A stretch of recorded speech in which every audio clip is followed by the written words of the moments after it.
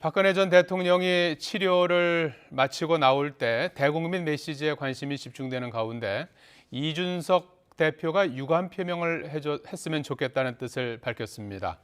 보수 분열 우려가 있다는 점에서 이번 사면은 야당의 악재라는 평가가 우세한 가운데 여당인 민주당도 촛불 민심의 반발을 예의주시하고 있습니다. 황혜경 기자입니다.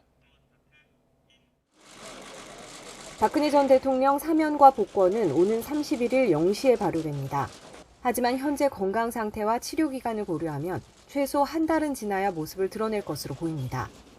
거처는 압류로 넘어갔던 내곡동 사저를 임대 계약하는 방안이 추진되고 있습니다. 박 전 대통령이 내곡동 사저를 거부할 경우에 대비해 가족들이 다른 장소도 찾고 있는 것으로 전해졌습니다.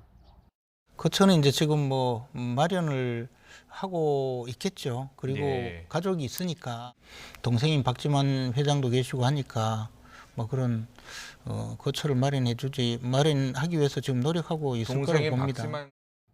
대국민 메시지는 사저로 이동할 때 나올 것으로 예상됩니다. 이준석 대표는 박 전 대통령이 사과까지는 아니더라도 유감 표명은 했으면 좋겠다는 입장을 밝혔습니다. 탄핵 사태나 이런 것이 초래된 것에 대해 가지고 우선 당원들, 본인들을 지지했던 당원들과 그리고 국민들에게 진실한 마음을 담아가지고 사과까지는 아니더라도 유감 표명이라든지 어떤 표현을 좀 했으면 좋겠다는 생각입니다. 윤석열 대선 후보가 박 전 대통령을 수사한 당사자란 점에서 보수 분열이란 핵을 건드리지 않고 탄핵의 강을 건너주길 바란다는 겁니다.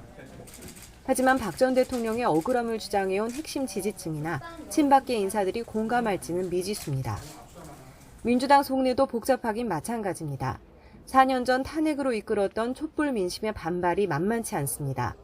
문 대통령의 사면 결정은 이재명 후보와 사전 논의가 없었다고 거리를 두긴 했지만 만약에 당이나 후보와 만약에 얘기가 있었다면 아무래도 대선 개입이라는 프레임에 붙잡힐 수도 있습니다. 그렇기 때문에 그러니까 상의 없이 대통령 홀로의 좀 결단이라고 생각을 합니다. 사면에 대한 반발 여파가 대선에까지 미칠까 싶어 논평 하나 내지 않고 예의주시하는 분위기입니다. 한명숙 전 총리 복권을 두고도 재심이라는 정상적 절차를 거쳤어야 한다는 다른 목소리도 나옵니다. 대선을 앞둔 문 대통령의 정치적 승부수라는 해석도 나오는 가운데 여야 모두 셈법은 복잡해 보입니다. YTN 황혜경입니다.